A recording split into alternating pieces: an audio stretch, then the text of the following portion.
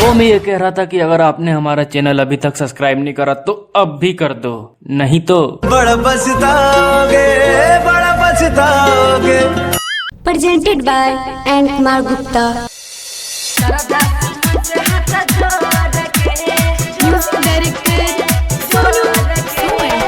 धूम recording studio, राजा सोनवर्षा, थाना चौक, थाना चौक।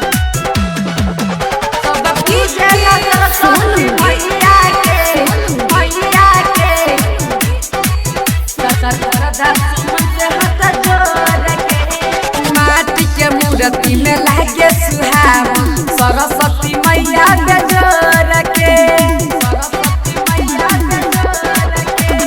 माटी के मूर्ति में लागे सुहावन, सरस्वती मैया बेजोर के। सब पूजला सरस्वती मैया के, श्रद्धा सुमन से हाथ जोड़ के। सब पूजला सरस्वती मैया के, श्रद्धा सुमन से हाथ जोड़ के। माटी के मूर्ति में लागे सुहावन, सरस्वती मैया के जोड़ के। माटी के मूर्ति में लागे सुहावन, सरस्वती मैया के जोड़ के। सब पूजला सरस्वती मैया के, श्रद्धा सुमन से हाथ जोड़ के। सब पूजला सरस्वती मैया के, श्रद्धा सुमन से हाथ जोड़ के। सोनू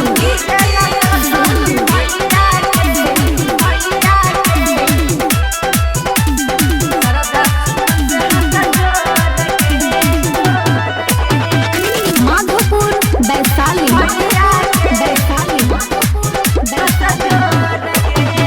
हथवा में सोबे बिना हंस के सवारी, टिका वाली लाल सोबे कोनावा में डाली।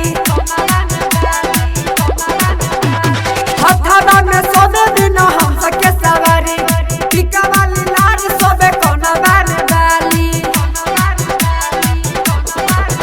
माई जब बिना बजे हवेली, सेवका के मनोहर से हवेली।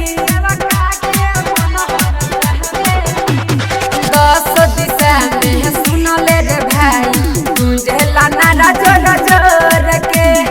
10 दिशा में सुनले रे भाई, गुंजेला नारा जोर जोर के। सब पूजला सरस्वती मैया के, श्रद्धा सुमन से हाथ जोड़ के। सब पूजला सरस्वती मैया के, श्रद्धा सुमन से हाथ जोड़ के। सोनू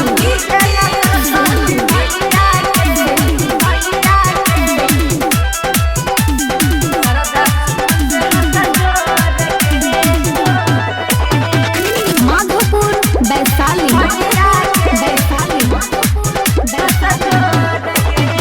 विद्या के देवी होई माई महारानिया, चुनरी में देखो माई लागे दुल्हनिया।